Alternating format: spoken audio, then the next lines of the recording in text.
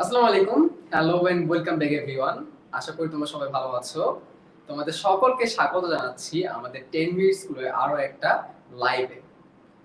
তোমরা দেশের যেখান থেকেই থাকো না কেন তোমাদের সকলের জন্য জানাচ্ছি আমার পক্ষ থেকে আন্তরিক ভালোবাসা এবং অভিনন্দন। তোমরা কিন্তু ইতিমধ্যে গতকালকে একটি কোর্সের লঞ্চিং ভিডিও দেখেছো, যে ভিডিওতে আমাদের সবার প্রিয় অপার ভাইয়া তোমাদের যারা 21 ব্যাচ রয়েছে অর্থাৎ এইচএসসি 21 ব্যাচে যারা আছো তাদের জন্য সামনে প্রিপারেশনটা যাতে ভালো হয় তার জন্য শেষ মুহূর্তের প্রস্তুতি নামের একটি নতুন কোর্স আমরা আয়োজন করেছি। সো সেই কোর্সের বায়োলজি অংশে আমরা কি করতে যাচ্ছি, আমরা এই অল্প সময়ে বায়োলজিতে কিভাবে প্রিপারেশন নিব, অর্থাৎ তোমরা যারা পিসিবি অর্থাৎ ফিজিক্স কেমিস্ট্রি বায়োলজি আছো তারা তাদের প্রিপারেশনটা কিভাবে নিলে বেটার হয়, সো সেই সব বিষয় নিয়ে কথা বলার জন্য কিন্তু আমি তোমাদের শুভ্র ভাই এখানে চলে এসেছি। সো আশা করি তোমরা সবাই এখানে চলে এসেছো এন্ড তোমরা যারা পরীক্ষার্থী আছো তোমরা তোমাদের প্রিপারেশনটা কি করেছো, সুন্দরভাবে নেওয়া শুরু করেছো। সো আমাদের পরীক্ষার কিন্তু আর তেমন বেশি সময় বাকি নেই। আমাদের যে সিলেবাসটা বা আমাদের যে রুটিনটা আমরা পেয়েছি সেই রুটিন অনুসারে কিন্তু খুব তাড়াতাড়ি আমাদের পরীক্ষাটা হতে যাচ্ছে। সো আমি তোমাদের সামনে প্রিপারেশনটা কিভাবে নেওয়া উচিত তার আগে আমি একটু কথা বলবো তোমাদের এখন বর্তমানে যে কন্ডিশনটা চলছে, যেই পরীক্ষাটা হতে যাচ্ছে সেই পরীক্ষায় আমাদের প্রিপারেশনটা কিভাবে নেওয়া উচিত তা নিয়ে আমি একটু কথাবার্তা প্রথমে একটু বলি তোমরা যারা পিসিবি অর্থাৎ ফিজিক্স কেমিস্ট্রি বায়োলজি আছো তাদের জন্য। দেখো ভাইয়া, আমরা আগে যে পরীক্ষাগুলো দিতাম, অর্থাৎ আমি কিন্তু নিজেও কিন্তু এইচএসসি 16 ব্যাচ অর্থাৎ 2016 সালে। সো আমি যখন পরীক্ষা দিয়েছি তখন সিস্টেমটা কেমন ছিল, তখন সিস্টেমটা এরকম ছিল যে আমাদের কোশ্চেন দিত আটটা সৃজনশীল থাকতো, সে আটটা সৃজনশীলের মধ্যে আমাকে কিন্তু বেছে বেছে পাঁচটা সৃজনশীল আনসার করতে হতো। ওকে, পাঁচটা সৃজনশীল আমাদেরকে আনসার করতে হতো। ফাইন, তো এখান থেকে আমরা 50 নম্বর পাচ্ছি। আর এমসিকিউ থাকতো 25টা, সেই 25টা এমসিকিউ কিন্তু আমাদের কি করা লাগতো, আনসার করা লাগতো। সো এইভাবে করে কিন্তু একটা 75 মার্কস আসতো আর 25 মার্ক থাকতো হচ্ছে আমাদের প্র্যাকটিক্যালের জন্য। সো এখানে কি হতো, আমাদের সৃজনশীল আছে 8টা, এই 8টা সৃজনশীলের মধ্যে আমাকে আনসার করতে হবে 5টা। সো বেশি বেছে বেছে আনসার করার কিন্তু সুযোগ আমাদের থাকতো না। যেমন ধরো বায়োলজি ফার্স্ট পেপারের কথাই বলি, তো বায়োলজি ফার্স্ট পেপারের জন্য আমার চোখের সামনে আমার 8টা কোশ্চেন আছে, সে 8টা কোশ্চেনের মধ্যে আমি যে কোনো 5টা কোশ্চেন আনসার করব। দেখা যেত কি আমি একটু উদ্দীপকটা পড়তাম, উদ্দীপক পড়ে দেখতাম ওয়াও রক্ত সংবহন থেকে প্রশ্ন আসছে, সো এই প্রশ্ন আমি আনসার করতে পারবো কারণ আমি রক্ত সংবহন খুব ভালো পারি। সো প্রিপারেশনটা আগে আমাদের এভাবে চলতো। বা ধরো উদ্ভিদ বিজ্ঞান পরীক্ষা দিয়ে দেখলাম, উদ্ভিদ বিজ্ঞান পরীক্ষায় দেখলাম আমাদের উদ্ভিদ ছায়ের তত্ত্ব চ্যাপ্টারটা আসছে, যেটাকে কিনা আমরা সালোক সংশ্লেষণ, শ্বসন বা প্রশোধনের অধ্যায় বলে থাকি। সো দেখতাম যে সালোক সংশ্লেষণ থেকে একটা প্রশ্ন চলে আসছে, সো এই প্রশ্নটা আমি আনসার করব, এরকম একটা অবস্থা থাকতো। কিন্তু আমরা এখন পর্যন্ত যা জেনেছি, হতে পারে যে আমাদের 8টা প্রশ্নের মধ্যে 2টা প্রশ্ন আনসার করতে পারে, এখন পর্যন্ত আমরা যা জেনেছি। সো 8টা সৃজনশীলের মধ্যে 2টা সৃজনশীল আনসার করে, এবং আমরা যেটা জেনেছি যে প্রশ্ন পরীক্ষার জন্য আমরা সিকিউ জন্য টাইম পাবো মাত্র 50 মিনিট। সো তুমি যদি 8টা সৃজনশীল পড়তে যাও, বুঝতে পেরেছো, 8টা সৃজনশীল যদি তুমি পড়তে যাও তোমার কিন্তু দেখা যাবে 50 মিনিটস এর মধ্যে কিন্তু তোমার ওইখানেই 20 মিনিটস কিন্তু চলে যাচ্ছে। তারপর যদি তুমি কোনটা বেশি পারো কোনটা কম পারো বেছে বেছে আনসার করতে যাও, দেখা যাবে যে তুমি কিন্তু মেইন আনসার করার জন্য বেশি সময় তোমার থাকছে না। 50 মিনিটস এর মধ্যে যদি তুমি 20 মিনিটস স্কিল করে ফেলো বা প্রশ্ন পড়ার মধ্যে ইনভেস্ট করে ফেলো, তা তোমার থাকবে মাত্র 30 মিনিট, তারপর তুমি একটা সৃজনশীলের জন্য মাত্র 15 মিনিট সময় পাচ্ছ। আবার দেখো এমসিকিউ কিন্তু এখানে একই অবস্থা। আমরা এখন পর্যন্ত জেনেছি যে এমসিকিউ থাকবে 25টা, তার মধ্যে আমাদের আনসার করতে হবে 12টা। সো এমসিকিউ যদি তুমি বেছে বেছে বেছে বেছে দেওয়া শুরু করো, সো তোমার এখানে কিন্তু সময় নষ্ট হওয়ার একটা কি থাকছে, স্কোপ থাকছে। ওকে, সো আমরা কিভাবে প্রিপারেশনটা নিব, ধরো এমন হলো যে তুমি রক্ত সংবহন চ্যাপ্টারটা পড়ে আসছো, আমি বায়োলজি নিয়ে কথাবার্তা বলছি কারণ যে ফার্স্ট লাইফটা বায়োলজি নিয়ে হবে পিসিবি। সো ধরো তুমি রক্ত সংবহন পড়ে আসছো, তোমার আজকে প্রাণীবিজ্ঞান পরীক্ষা, এবং তুমি জীবতত্ত্ব বিবর্তন পড়ে আসছো, তুমি দুটো চ্যাপ্টার খুব ভালো করে পড়ে আসছো, তোমার মাথার মধ্যে সেট হয়ে আছে যে আমি যদি জিন তথ্যের প্রশ্ন পাই আমি ওই প্রশ্নটাই আনসার করব, আমি যদি রক্ত সংবহনের প্রশ্ন পাই তাহলে আমি রক্ত সংবহনে আমি আনসার করব, অন্য কিছুতে আমি তাকাবোই না। আমি জিন তত্ত্ব বিবর্তনের মধ্যে প্রিপারেশনটা এতটা স্ট্রং ভাবে নিব যে কোনো প্রশ্ন আসলে আমি সেটা ছিল এখানে আনসার করে দিয়ে আসতে পারবো। তো সেক্ষেত্রে কি হবে, যদি জিন তত্ত্ব বিবর্তন থেকে প্রশ্ন চলে আসে তোমার জন্য তো ওই দিন একদম ঈদ হয়ে যাবে, তাই না? তোমার অন্য কোনো দিকে তাকানো লাগবে না, তুমি ধুমধাম জিন তত্ত্ব বিবর্তন নিয়ে তুমি আনসার করা শুরু করে দিবা। সেম তোমাদের রক্ত অধ্যায় তুমি পড়ে গিয়েছো খুব ভালো করে, সেই রক্ত অধ্যায় থেকে প্রশ্ন চলে আসছে, তো তোমার কিন্তু অন্য কোনো দিকে তাকানো লাগছে না, তুমি কিন্তু একদম ডিরেক্ট কিন্তু ওই চ্যাপ্টারটা প্রিপারেশন না শুরু করতে পারবা। সেম ধরো তোমার পরিপাকটা তুমি ভালো করে পড়ে গেছো, ওইখান থেকে প্রশ্ন চলে আসছে।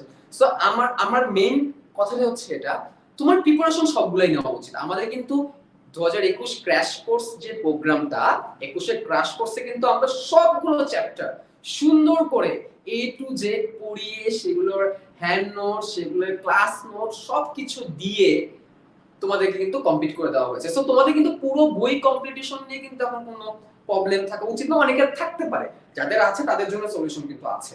সো আই থিংক তোমাদের পুরো বইয়ের যে প্রিপারেশনটা থাকা দরকার সেটা হয়তো অনেকেরই আছে, যাদের নাই তারাও টেনশন করার কিছু নাই, তাদেরকে নিয়ে আমি কথাবার্তা বলবো, টেনশন করবো না।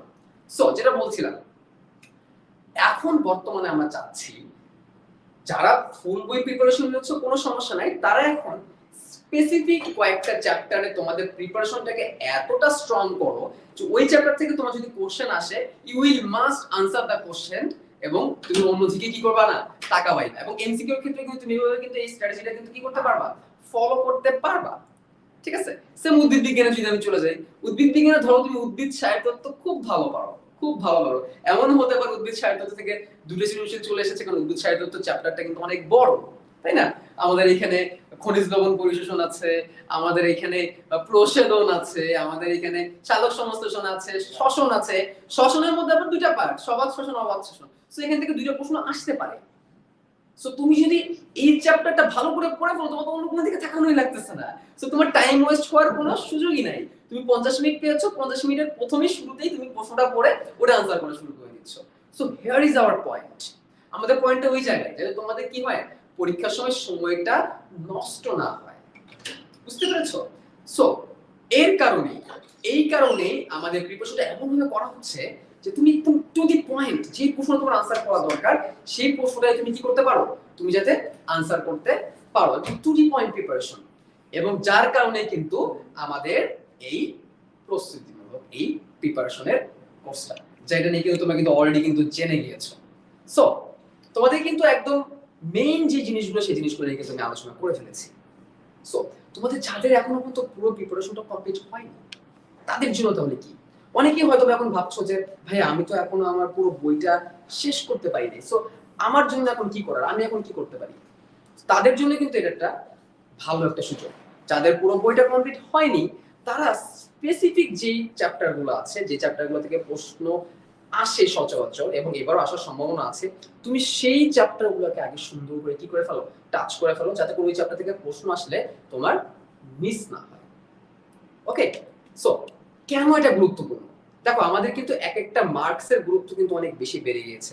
আমরা এখন পর্যন্ত যেটা জেনেছি, আমাদের 37 মার্কসের পরীক্ষা হতে যাচ্ছে। সো তুমি যদি একটা এমসিকিউ কারেক্ট করতে পারো, তুমি কিন্তু মোটামুটি 3 গুণ নাম্বার পেয়ে যাচ্ছ, মোটামুটি 3 গুণ নাম্বার। আবার তোমার যদি একটা এমসিকিউ ভুল হয়ে যায়, তোমার কিন্তু 3 গুণ নাম্বার হারানোরও কিন্তু সুযোগ আছে। সো তোমার কি এখানে কিন্তু একটা নাম্বার কিন্তু অনেক বেশি গুরুত্বপূর্ণ, কোনো নাম্বার কিন্তু এখানে হারানো যাবে না। সো আমি একটু তোমাদেরকে অ্যাডমিশনের পার্সপেক্টিভে একটু কথা বলি। অ্যাডমিশন টেস্টে আসলে সাধারণত কি হয়? দেখো, আমরা প্রত্যেকেই কিন্তু চাই যে একটা ভালো ভার্সিটিতে বা একটা মেডিকেলে আমাদের চান্স হোক, যাদের কিনা বায়োলজিটা খুব পছন্দ, যাদের বায়োলজি অনেক পছন্দ। সো তাদের ক্ষেত্রে যে সিনারিওটা আমি এখানেই তোমাদেরকে একটু একটা নরমাল ক্যালকুলেশন এখানে আমি তোমাদেরকে করে দেখাই, এই জায়গাটায় করে দেখাতে পারি। তোমরা যারা মেডিকেলে ভর্তি পরীক্ষা দিতে চাও, তোমাদের কিন্তু এইচএসসি যে জিপিএটা আছে, সেই এইচএসসি জিপিএ কে 25 দ্বারা গুণ করা হবে। কত দ্বারা গুণ করা হবে? 25 দ্বারা গুণ করা হবে। এবং তোমাদের এসএসসি যে জিপিএ আছে সেটাকে কিন্তু 15 দ্বারা গুণ করা হবে। দ্যাট মিন্স এসএসসি তে জিপিএ 5 যে পাবে, সে বেসিক্যালি পরীক্ষার আগে 125 মার্ক পেয়ে যাবে। ওকে?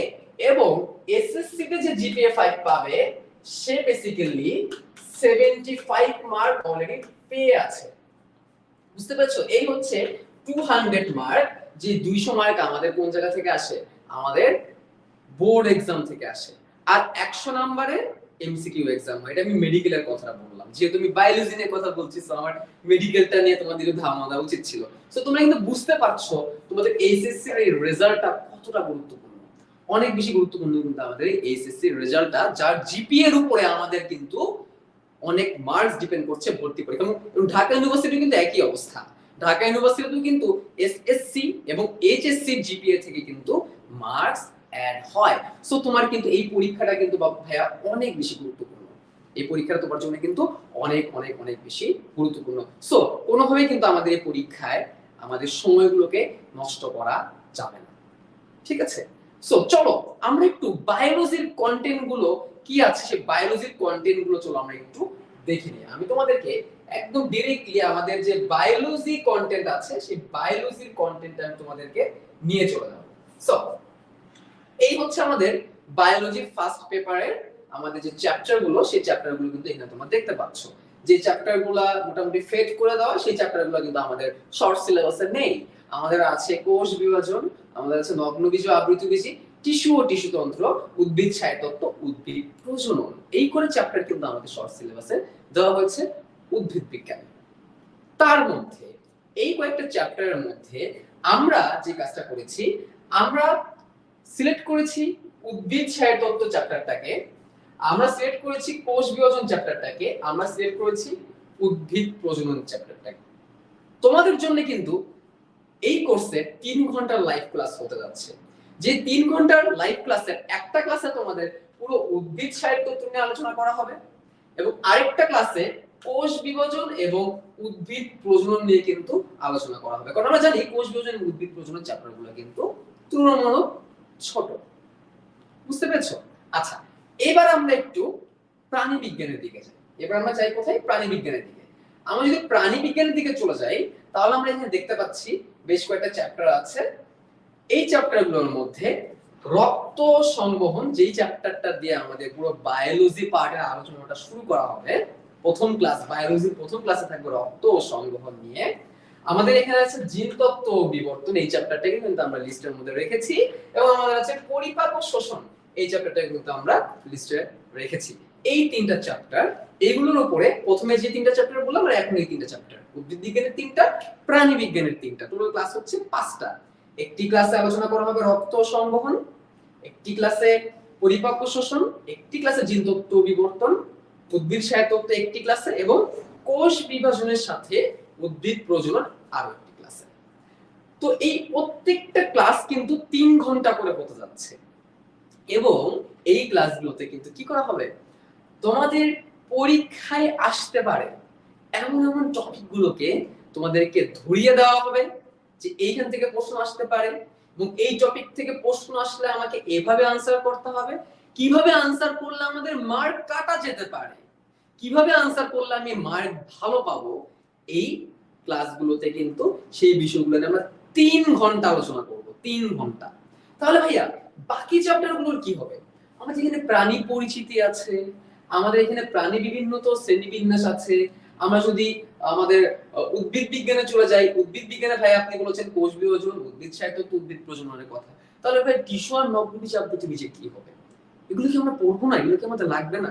আচ্ছা, আমি আবার ক্লিয়ার করে দেব। কোষ বিভাজন, উদ্ভিদ প্রজনন, উদ্ভিদ ছায়াতত্ত্ব, এর মধ্যে উদ্ভিদ ছায়াতত্ত্বের জন্য তুমি 3 ঘন্টার একটা ক্লাস পাচ্ছ। কোষ বিভাজন, উদ্ভিদ প্রজনন দুটি মিলে তুমি 3 ঘন্টার একটা ক্লাস পাচ্ছ। আর বাকি চ্যাপ্টার যেগুলো থাকছে, অর্থাৎ টিস্যুতন্ত্র, নগ্নবীজ আবৃতবীজী, আমাদের এইদিকে আছে প্রাণী বিভিন্নতা শ্রেণীবিন্যাস, প্রাণী পরিচিতি, এই ক্লাসগুলোর জন্য, এই চ্যাপ্টারগুলোর জন্য কিন্তু তুমি স্পেশাল আরো একটা ক্লাস পেতে যাচ্ছ। সেটা আমাদের 6 নাম্বার ক্লাস। 5টা ক্লাসের পরে সেই 6 নাম্বার ক্লাস। সেই 6 নাম্বার ক্লাসে আমরা এই বাকি যে চ্যাপ্টারগুলো আছে, বাকি যে 4টা চ্যাপ্টার আছে উদ্ভিদ বিজ্ঞান এবং প্রাণী বিজ্ঞানে দুটো দুটো করে, সেগুলো থেকে কি কি প্রশ্ন আসতে পারে সেগুলো কিন্তু আমরা একটা ক্লাসে আলোচনা করব। সো আমরা কিন্তু তোমাদের কোনো চ্যাপ্টার বাদ দিচ্ছি না। ঠিক আছে? তোমাদের 6টা চ্যাপ্টার তো আমরা 3 ঘন্টার ক্লাসে শেষ করব। বাকি যে 4টা চ্যাপ্টার থাকবে সেগুলোকে কিন্তু সুন্দর করে কোন জায়গা থেকে প্রশ্ন আসতে পারে, সেই চ্যাপ্টারের কোন জায়গাগুলোকে আমরা বেশি গুরুত্ব দিব, সেটা নিয়ে কিন্তু আমরা আলোচনা করব। আচ্ছা, তো প্রশ্ন কিভাবে পড়লে তুমি আনসার করতে পারবা, অনেক কম সময়ে বেশি নাম্বার নিয়ে আসতে পারবা, কিভাবে আনসার করে তোমার নাম্বারগুলো কম কাটা যাবে বা নাম্বার কাটা যাবে না, সেটাই কিন্তু আমাদের মেইন চেষ্টা থাকবে। আমরা কিন্তু খাতায় অনেক ভুল করি, অনেক জায়গায় কিন্তু ভুল করে আসি। আর সবথেকে বড় যেই ডিফিকাল্টিসটা সেটা হচ্ছে আমরা কিন্তু পরীক্ষা দিয়ে অভ্যস্ত না। আমাদের সময় যেটা হতো, আমাদের 16 ব্যাচ 2016 সালের ব্যাচে আমরা প্রথমে কলেজে এসেছি, আমাদের কলেজে কুইজ এক্সাম নিত, সেই কুইজ এক্সাম আমরা দিয়েছি। আমাদের ইয়ার চেঞ্জ পরীক্ষা হতো, সেই ইয়ার চেঞ্জ দিয়েছি। তারপর আমাদের প্রি টেস্ট হয়েছে, আমাদের টেস্ট হয়েছে, এন্ড দেন আমরা একটা বোর্ড এক্সামে গিয়েছি। তার মানে কি, বোর্ড এক্সামে যাওয়ার আগে কিন্তু আমাদের বেশ কয়েকটা ধাপ আমাদের কিন্তু পার করা হয়েছে। এবং কিন্তু পরীক্ষা দিলে কিন্তু আমাদের মাথার মধ্যে কিন্তু আইডিয়াস আসে যে আমার কোন জায়গায় ল্যাকিংস আছে। সো তোমাদের কিন্তু এই পরীক্ষার যে প্র্যাকটিসটা, সেই প্র্যাকটিসটা কিন্তু পুরোপুরি কিন্তু হয়ে ওঠে নাই। কারণ তোমাদের কলেজ শুরুর একটা লম্বা টাইম আমরা কিন্তু কি করেছি, বাসায় কখনো না কখনো বন্ধ থেকেছি, তাই না? সো এই পরীক্ষার টাইমটা কিন্তু আমরা সেভাবে করে কিন্তু পাই নাই। সো পরীক্ষা দিলে কিন্তু তোমার মাথার মধ্যে ধারণা আসতো, আচ্ছা রক্ত সংবহন এই চ্যাপ্টার, এই চ্যাপ্টার থেকে এই জায়গা থেকে প্রশ্ন এসেছিল, বাট এটা আমি আনসার করতে পারি নাই, এটা কি এভাবে আনসার করলে ভালো, তাহলে কিন্তু এক্সাম দিলে কিন্তু আইডিয়াগুলো মাথার মধ্যে কিন্তু বেশি আসে। ওকে, সো আমরা কি করতে যাচ্ছি, আমরা আমাদের নিজেদের এক্সপেরিয়েন্স থেকে, আমরা নিজেও একদিন স্টুডেন্ট ছিলাম, আমরাও তোমাদেরকে পড়ানোর চেষ্টা করি, ঠিক আছে, ট্রাই করে যাচ্ছি তোমাদেরকে পড়ানোর জন্য। সো আমাদের এক্সপেরিয়েন্স থেকে যে স্টুডেন্টের কোন জায়গায় প্রবলেম ফেস করে, কোন জায়গায় তাদের প্রবলেম গুলো থাকতে পারে, সেই প্রবলেম গুলোকে টুকি পয়েন্ট ধরে ধরে তোমাদের সামনে দেখাবো। তো সিম্পলি আমি ছোট্ট যদি একটু কথা বলি, আজকে তোমাদেরকে পড়াবো না, ছোট্ট যদি আমি একটু রক্ত সংবহন চ্যাপ্টার নিয়ে কথা বলি, যে চ্যাপ্টার নিয়ে প্রথম ক্লাস তোমাদের শুরু হবে ইনশাআল্লাহ, আমি তোমাদের সেই ক্লাসটা নিব। এবং আমার সাথে কিন্তু রাকিব ভাইয়াও থাকবেন, তোমাদের সবার করে রাকিব হাসান ভাইয়া, উনিও কিন্তু তোমাদের বেশ কয়েকটা চ্যাপ্টার করাবেন। সো আমি প্রথমে রক্ত সংবহন চ্যাপ্টার দিয়ে কিন্তু আমি শুরু করতে যাচ্ছি।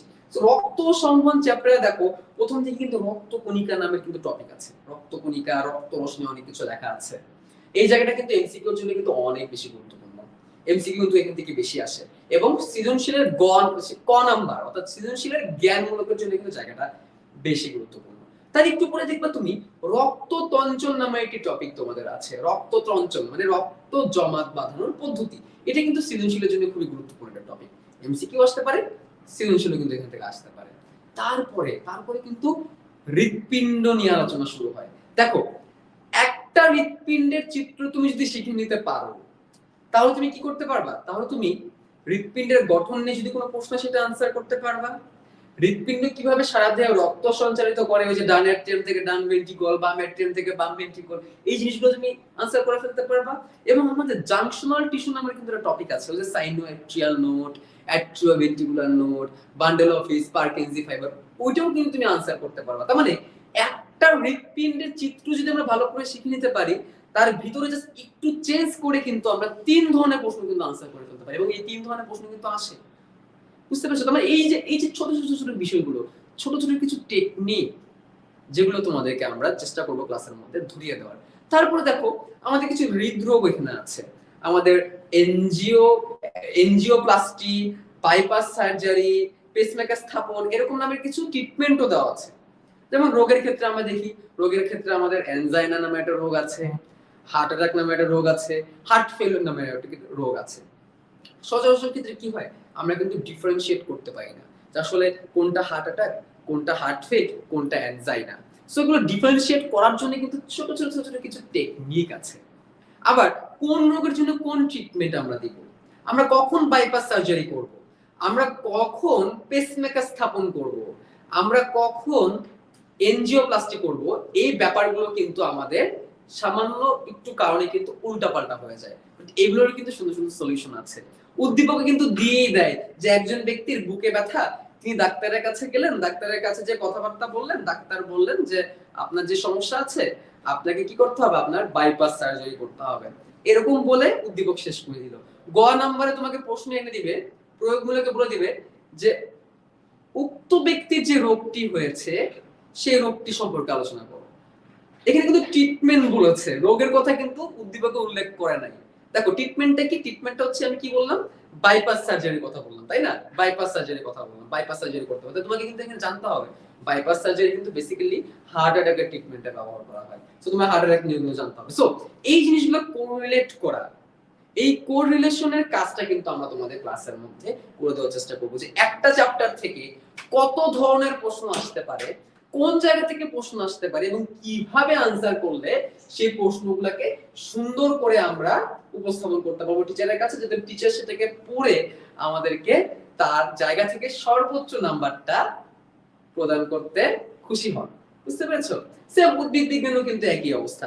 উদ্ভিদ বিজ্ঞানও কিন্তু তোমাদের এইভাবে করে কিন্তু বুঝে কিন্তু আনসার গুলো করতে হবে। উদ্ভিদ বিজ্ঞানের তোমাদের ম্যাক্সিমাম ক্লাসগুলো তোমাদের রাকিব হাসান ভাইয়া নেবেন, তোমাদের রাকিব হাসান ভাইয়াকে চেনোই।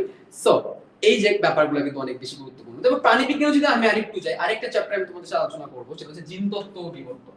সরি, সেই জিনতত্ত্ব বিবর্তন চ্যাপ্টারটাও কিন্তু আমি তোমাদের সাথে আলোচনা করব। তো জিনতত্ত্ব বিবর্তনে কিন্তু আমাদের মেন্ডেলের অনেক ব্যাপার স্যাপার, গ্রেগর জোহান মেন্ডেল অনেক ব্যাপার স্যাপার এখানে কিন্তু বলা হয়েছে। সেই গ্রেগর জোহান মেন্ডেল উনি জিনতত্ত্বের দুটো সূত্র দিয়েছেন, তাই না? দুটো সূত্র। তো এই দুটো সূত্রের বেসিক সূত্র আমাদের জানতে হবে। কোন সূত্রে কি ব্যতিক্রম আছে সেই ব্যতিক্রম আমাদের জানতে হবে। আমাদের এখানে কিন্তু সেক্স লিঙ্ক ডিসঅর্ডার আছে কিছু, সেই সেক্স লিঙ্ক ডিসঅর্ডার নিয়ে কিন্তু আমাদের জানতে হবে।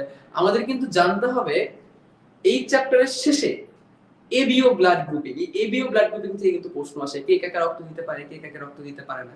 আমাদের বিবর্তনে কিন্তু একটু একটু আলোচনা করতে হবে, ঠিক আছে? যেমন বিবর্তনের মধ্যে কিন্তু এখানে আছে ল্যামার্কিজম, এখানে আছে ডারউইনবাদ। সো এইগুলোর মধ্যে কোনটাকার তত্ত্ব, সো যেইটুকু তোমাদের দরকার, যতটুকু প্রয়োজন ঠিক ততটুকুই আমরা তোমাদেরকে বলবো, যাতে করে সেটাতে তোমরা ম্যাক্সিমাম আনসারগুলো করে আসতে পারো। এবং চেকার বোর্ড নিয়ে তো তোমাদের একটু মাথার মধ্যে মাঝে মাঝে উঠলট হয়ে যায়, চেকার বোর্ড কিভাবে মনে রাখা যায়। তো সেই চেকার বোর্ডটা কিভাবে তোমরা আনসার করতে পারবা, কিভাবে সহজে চেকার বোর্ডটা তোমরা নির্ভুলভাবে করতে পারবা কম সময়ে, সেগুলো কিন্তু আমি চেষ্টা করব তোমাদের এই ক্লাসে দেখিয়ে দেওয়ার।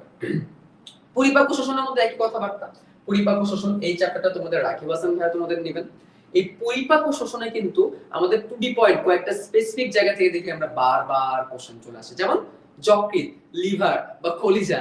এই যকৃতের সঞ্চয় ভূমিকা, যকৃতের বিপাকীয় ভূমিকা, যকৃতকে কেন জৈব রসায়নাগার বলে, এইগুলো দিয়ে কিন্তু ঘুরে ফিরে কিন্তু প্রশ্ন চলে আসে। বুঝতে পেরেছো? তেমন একটা কমন প্রশ্ন হচ্ছে অগ্নাশয়। অগ্নাশয়কে কেন মিশ্র গ্রন্থি বলা হয়? বহুবার কিন্তু এখান থেকে প্রশ্ন আসছে পাকস্থলীতে খাদ্যের পরিপাক আলোচনা করো। প্রশ্ন এসেছে যে মুখগহ্বরে লালার মাধ্যমে খাবার কিভাবে পরিপাক হয়। প্রশ্ন এসেছে ক্ষুদ্রান্তে খাদ্যের কিছু বিক্রিয়া আলোচনা করো। এবং সবশেষে কিন্তু স্থূলতা আছে, স্থূলতা থেকে কিন্তু প্রশ্ন চলে আসতে পারে, কারণ এবার তোমাদের চ্যাপ্টার কম, সো প্রশ্ন করার সুযোগ কিন্তু অনেক বেশি। সো স্থূলতার টপিকটাও কিন্তু তোমাদের এখানে ভালো করে পড়ে যেতে হবে। সো আমাদের মেইন কথা এইটাই যে তোমাদের যতটুকু দরকার পুরোটা কিন্তু তোমাদের আলোচনা করার চেষ্টা করবো। সেম কোষ বিভাজনের একই অবস্থা। কোষ বিভাজনে কিন্তু তোমরা কোষ চক্র এবং মিওসিস নিয়ে কিন্তু তোমাদের অনেক হ্যাসেল হয়। কোষ চক্রের গঠনটা বোঝা, তো কোষ চক্রের কখন ইন্টারফেস হচ্ছে, কখন কি হচ্ছে, সেই ব্যাপারটা আমরা তোমাদেরকে সহজে ক্লিয়ার করে দেওয়ার চেষ্টা করব। দেন আমাদের মিওসিস একের প্রোফেজ একে কিছু উপাদান আছে, লেপটোটিন, জাইগোটিন, প্যাকাটিন, ডিপ্লোটিন, থায়াকাইনেসিস। সো এগুলোর মধ্যে তোমাদের কিন্তু অনেক প্রবলেম হয়, আমি জানি। ক্রসিং ওভারে কিন্তু তোমাদের অনেক প্রবলেম হয়, কি রিলেট হচ্ছে, আমার কথা বলে কি মিলছে, ক্রসিং ওভার কিভাবে হচ্ছে, এই ব্যাপারগুলো কিন্তু তোমাদেরকে যাতে সহজে তোমরা মনে রাখতে পারো, কোন জায়গা থেকে প্রশ্ন আসতে পারে, এগুলো নিয়ে আমরা তোমাদের সাথে কথা বলবো। সেম উদ্ভিদ প্রজনন কিন্তু একই কথা। উদ্ভিদ প্রজননে কোন জায়গা থেকে প্রশ্ন আসতে পারে, কোন গ্যামেটোফাইটের উৎপত্তি, স্ত্রী গ্যামেটোফাইটের উৎপত্তি, নিষেক, কি কি ধাপে নিষেকের মাধ্যমে একটা ফল, কিভাবে বীজ তৈরি হচ্ছে, কিভাবে আমরা কৃত্রিম ভাবে আমরা নতুন একটা জাত উদ্ভব করতে পারি, ঠিক আছে? সো এই জিনিসগুলো আমরা কিন্তু তোমাদের সাথে কথাবার্তা বলবো। ওকে, সো এই হচ্ছে অবস্থা। এন্ড আমাদের থাকছে উদ্ভিদ ছায়ের তত্ত্ব। উদ্ভিদ ছায়ের তত্ত্ব, এই উদ্ভিদ ছায়ের তত্ত্বের চ্যাপ্টারটা কিন্তু অনেক বেশি গুরুত্বপূর্ণ এবং এটা অনেক বেশি বড় একটা চ্যাপ্টার। তো এইখানেও কিন্তু তোমাদের অনেক জানার কিন্তু আছে, ঠিক আছে? সো এই চ্যাপ্টারটাও তোমাদের রাকিব হাসান ভাইয়া তোমাদের নেবেন। সালোক সংশ্লেষণ, শ্বসন সংক্রান্ত তোমাদের যত জটিলতা আছে, সালোক সংশ্লেষণ, শ্বসন সংক্রান্ত এই সব জটিলতা, এই সব প্রবলেমগুলো কিন্তু ভাইয়া তোমাদের ক্লিয়ার করে দেবে। শ্বসনের যে দুটো ধাপ বা দুটা পদ্ধতি, সবাত শোষণ, অবাত শোষণ, এই প্রত্যেকটা জিনিস কিন্তু তোমাদের সুন্দর করে ক্লিয়ার করে দেওয়া হবে, যাতে করে তোমরা কি করতে পারো, ইজিলি আনসার করতে পারো। সো তোমাদের কি কোনো কোশ্চেন আছে কিনা? তোমাদের যদি কোনো কোশ্চেন থাকে, you can ask that question into our comment session. তোমরা কিন্তু তোমাদের কমেন্ট সেশনে সেই প্রশ্নগুলো কিন্তু আমাদের জন্য করতে পারো। আমরা দেখে নিচ্ছি তোমরা কি বলছো। তোমাদের কি এই ব্যাপারে কোনো জানার কিছু আছে কিনা? যদি থাকে তোমরা এখনই প্রশ্ন করে দিতে পারো আমাদেরকে, আমরা সেটাকে তোমাদের আনসার করার চেষ্টা করব।